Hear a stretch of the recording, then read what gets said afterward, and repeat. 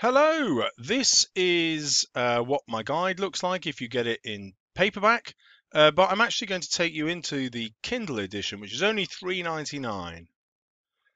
This is what it looks like in iBooks or Kindle, and the reason I'm taking you to it like this today is the exam's tomorrow, and yesterday I advised you to spend your time revising for section B, question 5, because that carries half of the marks. And I'm going to do something really lovely to you here. I'm going to jump ahead to the description and the story writing, and I'm going to show you everything in that chapter of my guide.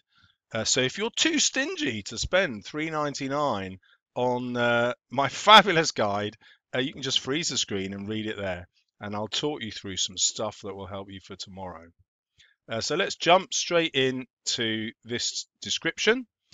So you get a typical question based on a picture, and I've given you a checklist of the things that you need to include to get top marks.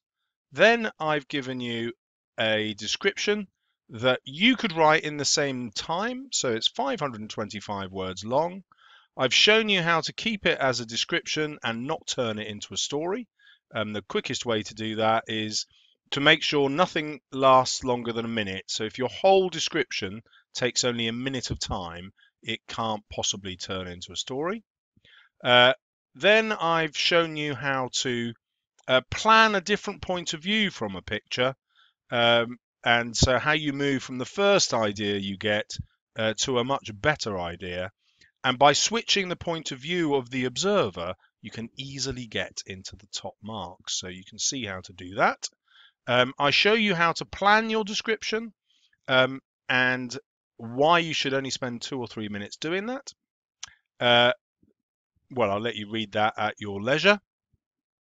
I take you through the mistakes that most students make in getting this question wrong.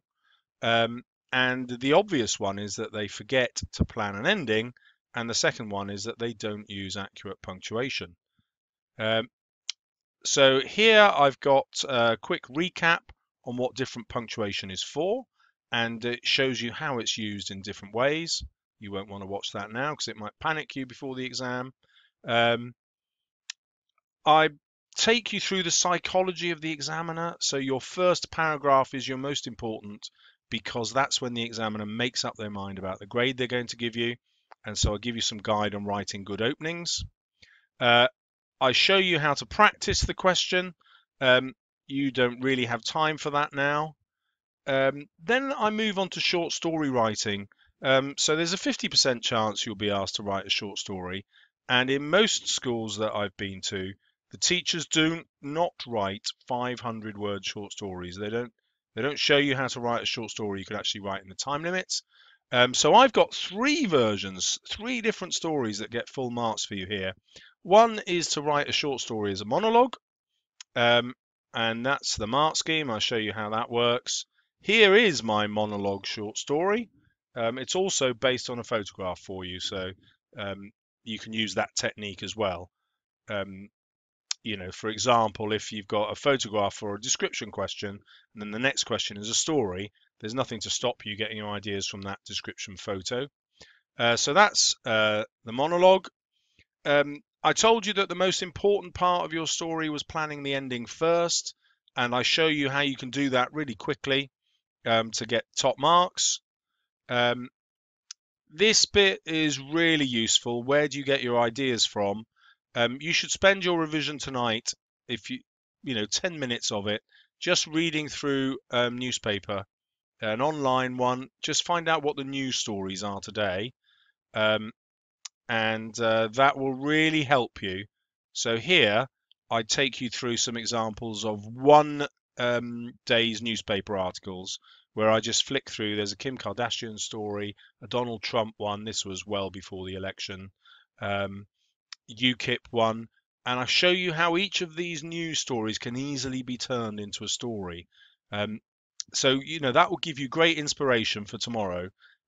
You've got 6 or 7 stories in your head, and one of them will be relevant to tomorrow's exam. Then I show you how to write a story based on your childhood, so you don't have to make anything up. It's a really unusual technique, where you take an object from your childhood. Here it's a bedroom, but it could be a park that you used to go to, or a beach. It could be a spot in your garden, whatever it is, and you write a letter to that thing. And as you write a letter to that thing, it brings back loads of childhood memories for you. You can easily turn that into a story, or indeed a description if you want to. So I show you how to do that. You're probably familiar with SOAP aims. I'm just wondering where they are on the page at the minute. Those descriptive techniques, so there they are, SOAP aims. And there you can see I've annotated it so that you can see every single line has got a SOAP aim in it. By that, I mean a technique. Then I show you a really advanced technique, which I love, called breaking the vase. And basically, it's how you turn the exam question into something that you want to write. So I show you some examples of how to do that.